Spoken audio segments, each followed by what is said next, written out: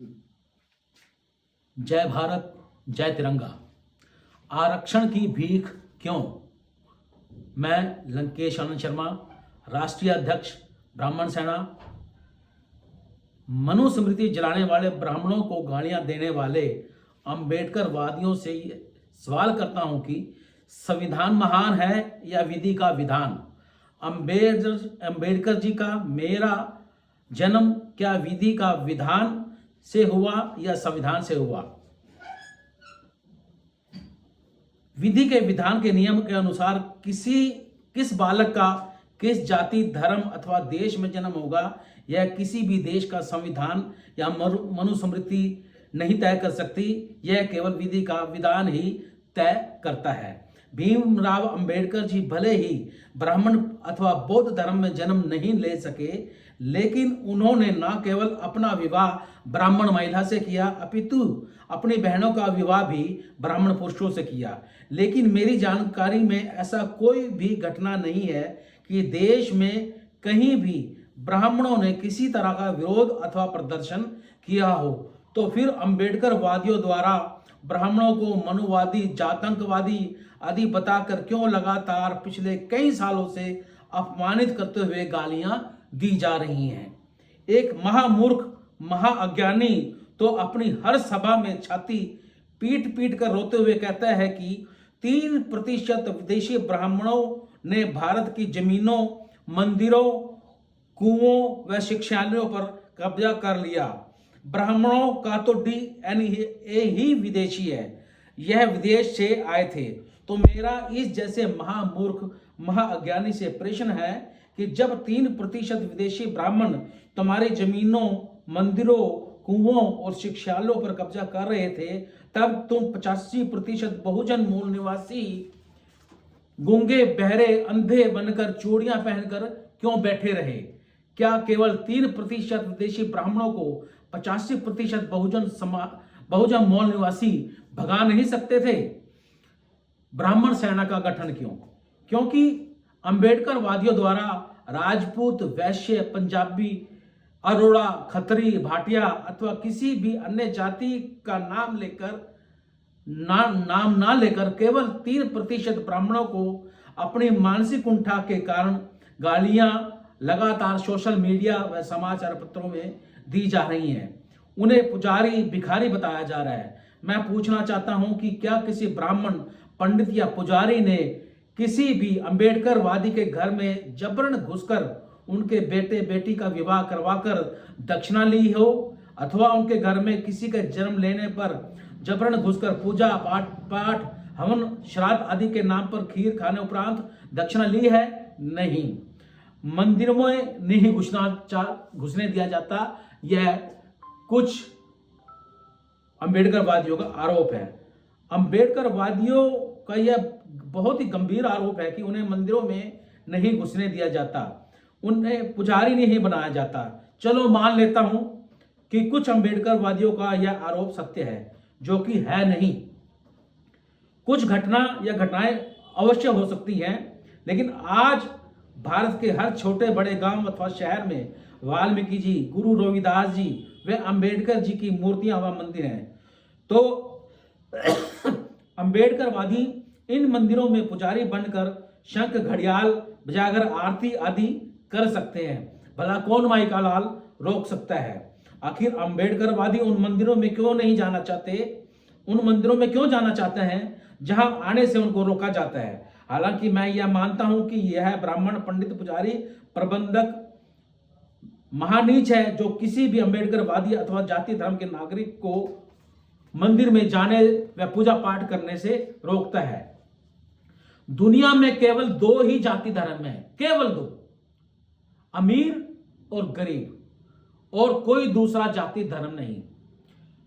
मैं पूछना चाहता हूं, क्या आईएएस संतोष वर्मा कभी किसी गरीब, मजदूर, वाल्मीकि, दलित, पिछड़े, आदिवासी की बेटी से या बेटे से अपने बेटी अथवा बेटे का विवाह कर देंगे? क्या कोई ब्राह्मण आईएएस ऑफिसर मेरे अथवा किसी भी गरीब ब्राह्मण मजदूर बेटे के अथवा बेटी से अपने बेटे बेटी का विवाह कर देगा?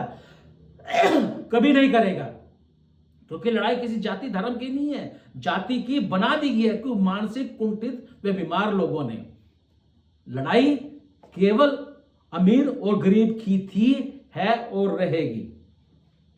आखिर भीमराव अंबेडकर जी ने अपना व अपनी बहनों का विवाह ब्राह्मण परिवारों में क्यों किया? किसी दलित, पिछड़े, आदिवासी, गरीब मजदूर परिवारों में क्यों नहीं किया? क्यों डॉक्टर भीमराव अंबेडकर जी ने बौद्ध धर्म अपनाया? क्यों अपना धर्म छोड़ा? दुनिया में सबसे बड़ा धर्म हिंदू, मुस्लिम, सिख, ईसाई या बौद्ध नहीं, केवल मानवता का धर्म है। अगर अंबेडकर जी के परिवार या धर्म में कोई कमी थी तो उसे दूर करने का प्रयास करने के लिए अंबेडकर जी को संघर्ष करना चाहिए था। अगर अंबेडकर जी कभी बीमार पड़ गए होंगे अथवा किसी गंभीर रोग से पीड़ित हो गए होंगे तो उन्होंने अपना इलाज करवाया होगा। हर एक नागरिक को करवाना भी चाहिए, ना कि अपने उस बीमार शरीर का त्याग करके किसी स्वस्थ व बलिष्ठ शरीर में प्रवेश कर जाना चाहिए। ब्राह्मण व जातिवाद के विरुद्ध था, हूं व अंतिम सांस तक रहूंगा। मैं जानता हूं व मानता हूं कि ब्राह्मण और हिंदू समाज में भी कई तरह के पाखंड व अंधविश्वास हैं, लेकिन किसी भी जाति धर्म के बुद्धिमान व समझदार व्यक्ति को मूर्ख नहीं बनाया जा सकता, और मूर्खों को मूर्ख बनाने की आवश्यकता ही नहीं होती, क्योंकि वे उच्च शिक्षा प्राप्त करने के बावजूद भी, पढ़े लिखे होने के बावजूद भी किसी भी धार्मिक ग्रंथ को बिना पढ़े, बिना समझे, बिना जाने उसकी प्रतियां जलाकर स्वयं को महान समझते हैं। संविधान ने ही जाति धर्म को बढ़ावा दिया है। मेरा केवल उन मूर्ख जातीय आरक्षण समर्थक अंबेडकर वादियों से सवाल है कि अगर आपके बाप दादा ने किसी महिला का बलात्कार करके हत्या कर दी हो तो क्या आपको अथवा आपके बेटे को संविधान में फांसी के फंदे पर लटकाने का कानून होना चाहिए अथवा है? हो सकता है कि 3% ब्राह्मणों के पूर्वजों में से कुछ ने कभी कोई अपराध अथवा जातिगत भेदभाव हजारों साल पहले किया हो, लेकिन उसके लिए आज भी आजाद भारत में ब्राह्मणों को गालियां देकर उनके साथ अन्याय क्यों किया जा रहा है? क्यों उन्हें सोशल मीडिया पर लगातार अपमानित किया जा रहा है? 30 साल तक वतन के सिपाही मासिक पत्रिका का प्रकाशन करने उपरांत आज 61 वर्ष की आयु में दिनांक 28 फरवरी 2025 अर्थात आज तक मेरे पास केवल 74 गज का पैतृक निवास है। वह हरियाणा सरकार द्वारा दी जा रही बुढ़ापा पेंशन पर अपना जीवन यापन करने सहित किसी भी बैंक में मेरा कोई भी एफडी या कहीं पर भी 10 इंच तक की कोई जगह जमीन जायदाद नहीं है। भारत सरकार की कोई भी एजेंसी आज भी या जब चाहे जांच कर सकती है। और मेरे ही जैसे लाखों करोड़ों ब्राह्मण अथवा स्वर्ण भारत में हैं, तो क्या ब्राह्मण और स्वर्ण होना अपराध बना दिया गया है या अपराध है? दलित आईएएस संतोष वर्मा जैसे कि बेरोजगार बेटे को भी सरकारी कागज केवल 50 रुपए में मिलता है और मेरे जैसे किसी स्वर्ण के बेटे को वही फार्म 500 रुपए में मिलता है। आखिर क्यों? ब्राह्मणवाद के विरुद्ध मेरी पहली गिरफ्तारी जब मेरी आयु केवल 25 साल रही होगी, चौधरी भजन लाल जी हरियाणा के मुख्यमंत्री थे। लगभग 35 साल पहले की बात है। परशुराम जयंती पर ब्राह्मणों ने मुख्यमंत्री चौधरी भजन लाल को मुख्य अतिथि के रूप में करनाल शाखा ग्राउंड रेलवे रोड पर एक कार्यक्रम में बुलाया हुआ था। जैसे ही मुझे यह जानकारी मिली कि मुख्यमंत्री चौधरी भजनलाल जी कार्यक्रम में परशुराम जयंती पर ब्राह्मणों को 500 गज का प्लाट और 5 लाख रुपए देने की घोषणा करने वाले हैं, तो मैंने अपने कुछ तथाकथित शुभ चिंतक पत्रकारों के सामने यह बात कह दी कि मैं कल शाखा ग्राउंड में मुख्यमंत्री के सामने विरोध सबूत काले झंडे दिखाऊंगा। और उन तथाकथित गद्दार शुभ चिंतक पत्रकारों ने यह बात पुलिस तक पहुंचा दी। और अगले दिन यानी कि परशुराम जयंती वाले दिन सुबह जब मैं अपने निवास के बाहर ब्रश कर रहा था तो सिटी थाना चौड़ा बाजार करनाल की पुलिस आई और मुझे जबरन उठाकर ले गई और सिटी थाना चौड़ा बाजार करनाल में मुझे तब तक अवैध हिरासत में जब तक रखा जब तक मुख्यमंत्री भजनलाल कार्यक्रम समाप्त करके करनाल की सीमा से बाहर नहीं चले गए। साथियों, संविधान में ही जाति आरक्षण देने सहित जाति प्रथा को बढ़ावा देने के लिए ऐसे काले कानून बना दिए गए जिनके रहते आने वाले हजारों सालों तक भारत में जातिवाद कभी खत्म नहीं हो सकता। फिर चाहे डॉक्टर भीमराव अंबेडकर जी ब्राह्मण महिला से विवाह करें या फिर अपनी बहनों का विवाह ब्राह्मण पुरुषों से करते रहें, आखिर सरकारी खजाने से ब्राह्मण, जाट, सैनी, काम्बोज, पंजाबी, दलित आदि की धर्मशालाओं व धार्मिक स्थलों के निर्माण हेतु लाखों करोड़ों रुपए अनुदान देने का कानून क्यों बनाया गया? सरकारी धन केवल शिक्षा, स्वास्थ्य, सड़क, स्वच्छ पानी व स्वच्छ भोजन आदि के लिए खर्च किया जाना चाहिए। बाकी ब्राह्मण, वैश्य, जाट, पंजाबी, सैनिक, खत्री, दलित, पिछड़े, आदिवासी अपने निजी धन से अपनी धर्मशालाओं का निर्माण करें, अपने धार्मिक स्थलों का निर्माण करें, किसी को कोई आपत्ति नहीं। सरकार द्वारा दिए गए लाखों करोड़ों रुपए की अनुदान राशि से बनाई गई धर्मशालाओं आदि की मलाई को चाटने के लिए ही एक ही जाति में प्रधान पद की लड़ाई में कई बार पुलिस प्रशासन को भी हस्तक्षेप करना पड़ता है। साथियों, ये जाति धर्म दावा करते हैं कि हम सर्व जाति के लिए अपनी धर्मशाला का निर्माण कर रहे हैं, लेकिन अपनी अपनी जाति की धर्मशाला है और अपनी अपनी ही जाति की मंदिर बना लेते हैं। मुख से किसी भी किसी का मनुष्य का जन्म नहीं हो सकता। किसी भी मनुष्य का जन्म कभी भी मुख से अथवा खीर खाने से नहीं हो सकता। समझदार को मूर्ख नहीं बनाया जा सकता और मूर्खों को कभी समझदार नहीं बनाया जा सकता। शरीर, भुजाएं, दिमाग चाहे कितना शक्तिशाली हो, लेकिन अगर पैर काट दिया जाए तो शरीर ना चल सकता है ना भाग सकता है, अथवा हमारे पैर हमारे शरीर का सबसे मजबूत सम्माननीय अंग है, जिसे लोगों ने शूद्र बता दिया, जबकि शूद्र ही सारे शरीर की मुख की सबसे बड़ी ताकत है।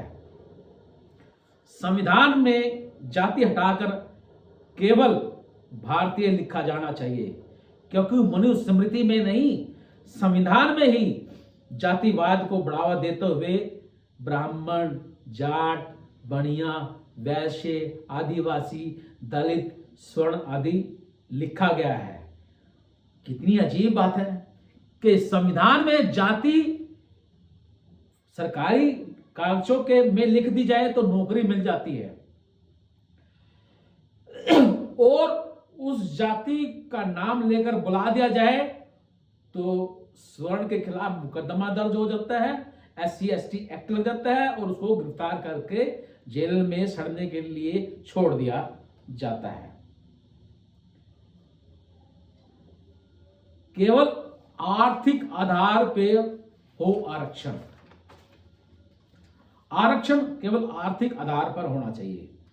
भारत दुनिया में केवल तभी शक्तिशाली व विकासशील बन सकता है जब आरक्षण केवल आर्थिक आधार पर दिया जाए, क्योंकि 85% जातीय आरक्षण लेने वाले मानसिक रूप से गुलाम, अपाहिज, लंगड़े, लूले, गूंगे, बहरे, काणे व अंधे नहीं, अपितु बुद्धिमान और शक्तिशाली हैं, जो भीमराव अंबेडकर जी की तरह उच्च शिक्षा प्राप्त कर राष्ट्रपति, प्रधानमंत्री, जज, डीसी व एसपी बन सकते हैं। डॉक्टर भीमराव अंबेडकर जी को तो गुलाम भारत में कोई उच्च शिक्षा प्राप्त कर सफल होने से नहीं रोक सका, तो आजाद भारत में 85% बहुजन मूल निवासियों को कौन माई का लाल उच्च शिक्षा प्राप्त करने से, आगे बढ़ने से, प्रधानमंत्री बनने से, राष्ट्रपति बनने से, उद्योगपति बनने से, सफल होने से कौन माई का लाल रोक सकता है? कोई माई का लाल, कोई ब्राह्मण, कोई स्वर्ण नहीं रोक सकता।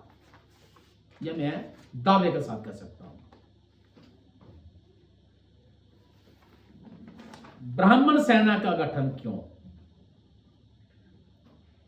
साथियों, आज सोशल मीडिया पर सबसे अधिक गालियां अगर किसी जाति को दी जा रही हैं तो वह केवल 3% ब्राह्मणों को दी जा रही हैं। आप जाकर सोशल मीडिया पर देखिए, किसी जाट को, किसी बनिए को, किसी राजपूत को, किसी अरोड़ा को, किसी खत्री को, किसी पंजाबी को, किसी वर्मा को नहीं, केवल ब्राह्मणों को। जबकि ब्राह्मणवाद का जो अर्थ है वह यह है कि किसी भी जाति अथवा धर्म में जन्म लेने वाला विद्वान, उच्च शिक्षित, ज्ञानी ही ब्राह्मण है।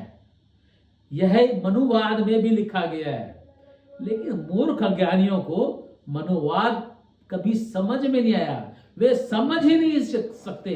उच्च शिक्षा प्राप्त करना एक अलग विषय है और ज्ञानी होना एक अलग विषय है। मुझे गर्व है कि मैं उच्च शिक्षित नहीं हूं, केवल 10वीं पास हूं, केवल 10वीं पास।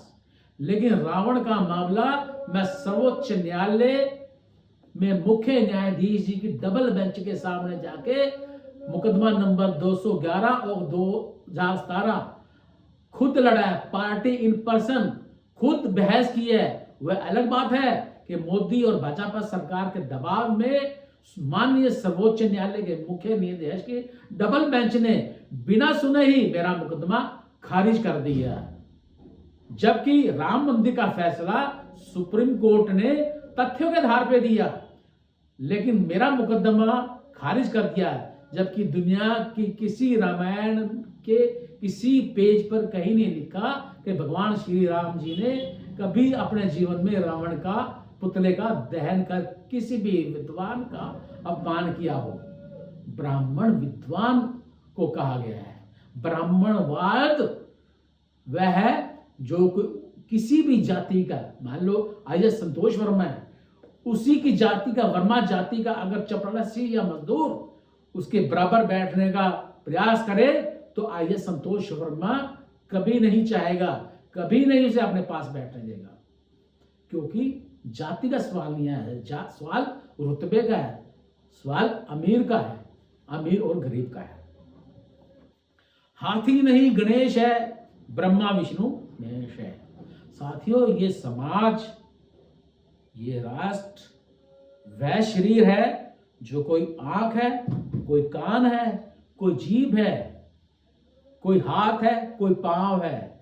मुख से हम स्वादिष्ट व्यंजन खाते हैं तो मल द्वार से उसका विसर्जन या त्याग कर देते हैं। मायावती जी उत्तर प्रदेश की पूर्व मुख्यमंत्री, बसपा सुप्रीमो अथवा बसपा सुप्रीमो के पूर्व स्वर्गीय माननीय काशीराम जी की पार्टी द्वारा एक नारा बड़ा जोर शोर से पूरे देश में कभी लगाया जाता था कि तिलक, तराजू और तलवार, इनको मारो जूते चार। तिलक ब्राह्मण, तराजू बनिया, तलवार क्षत्रिय राजपूत, इनको जूते मारो। लेकिन जब देखा कि यह नारा लगाकर वह सत्ता के सिंहासन तक नहीं पहुंच सकते, तो उन्होंने एक नया नारा दिया, हाथी नहीं गणेश है, ब्रह्मा विष्णु महेश है। हाथी अर्थात उनकी पार्टी का, बहुजन पार्टी का चुनाव चिन्ह वह ब्रह्मा विष्णु महेश का प्रतीक है। जबकि बहुत से अम्बेडकरवादी कहते हैं भगवान नाम की कोई चीज थी ही नहीं, भगवान है ही नहीं, राम कभी थे ही नहीं, ये काल्पनिक है। मैं सवाल करता हूं उन अम्बेडकरवादियों से जो कहते हैं राम जी थे ही नहीं। अगर राम जी नहीं थे तो ये वाल्मीकि जी ने इतना बड़ा महाकाव्य रामायण कैसे लिख दिया? क्या वाल्मीकि जी ने महाकाव्य रामायण गलत लिखा, गलत जानकारियां दी? अगर वाल्मीकि जी सत्य है तो रामायण सत्य है, अगर रामायण सत्य है तो राम जी भी सत्य हैं। ये आपका अधिकार है कि आप उन्हें माने अथवा ना माने, ये आपका मौलिक अधिकार है। मैं भी ब्राह्मण हूं, लेकिन ना मैं कभी मंदिर में पूजा करता हूं, ना पाठ करता हूं, न मैंने अपने जीवन में कभी कोई धार्मिक ग्रंथ नहीं पढ़ा। ब्राह्मण परिवार से हूं और हिंदू भी हूं, कभी गीता, रामायण, महाभारत, मनुस्मृति कभी नहीं पढ़ी। जो थोड़ी बहुती पढ़ी समझी वो कभी आपके पास बैठ गया, किसी सफाई कर्मचारी भाई के पास बैठ गया कि उससे कुछ सुन लिया, कुछ आपसे सुन लिया, ऐसे ही थोड़ा बता ज्ञान अर्जित कर लिया। कोई विद्वान नहीं हूं, कभी दावा नहीं किया, ना करता हूं और ना ही हूं। रावण, चंद्रशेखर रावण, भीम आर्मी चीफ, नगीना सांसद चंद्रशेखर रावण। चंद्रशेखर आजाद किससे नाम लिया? अमर वीर शहीद पंडित चंद्रशेखर आजाद। रावण महाशिव भक्त, महापंडित, महाज्ञानी, 4 वेदों का ज्ञाता रावण। उन दोनों से नाम ले लिया अपना चंद्रशेखर रावण, भीम आर्मी चीफ। और आज उनके समर्थक, कार्यकर्ता ब्राह्मणों को गालियां देते हैं, आलोचना करते हैं। हालांकि मैंने आज तक सोशल मीडिया पे कभी भी भीम आर्मी चीफ सांसद नगीना के मुख से मैंने किसी ब्राह्मण के विरुद्ध मैंने कोई असभ्य भाषा अथवा गाली गलौच नहीं सुना। इसके लिए मैं उनकी प्रशंसा करता हूं और उनको बधाई भी देता हूं। हाँ, तर्क से उन्होंने बात की है और करनी भी चाहिए, और वो एक आने वाले भविष्य के एक युवा और अच्छे नेता हैं और बड़े से बड़े पद तक पहुंचेंगे, ये मैं विश्वास भी है और मेरा दावा भी और आशीर्वाद भी है। अंत में मैं इतना ही कहूंगा, पत्रकारिता व राष्ट्र और धर्म निभाते हुए कई बार जेल भी गया हूं, हवालात में भी रहा हूं, जो मेरे लिए गौरव की बात है। दिल का हूं राजा, जेब से फकीर हूं। दिल का हूं राजा, जेब से फकीर हूं, मिटा सके ना कोई, मैं वो लकीर हूं।